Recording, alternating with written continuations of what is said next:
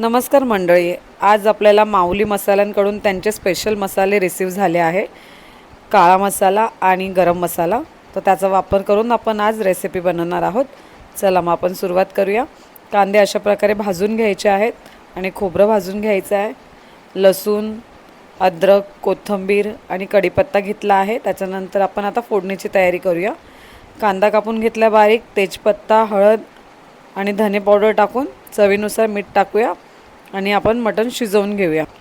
4-5 शिट्ट्या करून घेतल्या आहेत आपण आणि मटण आपलं शिजवून घेतलेलं आहे आपण अशा प्रकारे।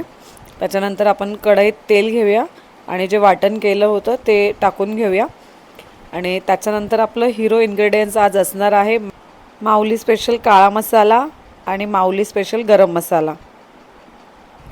अर्धा चम्मच काळा मसाला घेतला आहे आणि अर्धा चम्मच गरम मसाला घेतला आहे। तिखट टाकले, तुम्हाला जसं तिखट हवं असतं त्याच्यानुसार तुम्ही तिखट घेऊ शकतात।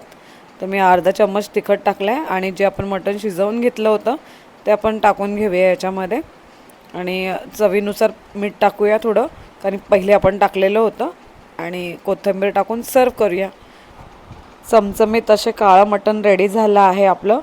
आणि तुम्हाला जर मसाले आवडले असेल तर नक्की ऑर्डर करा आणि व्हिडिओला लाईक, शेअर आणि सबस्क्राईब करा।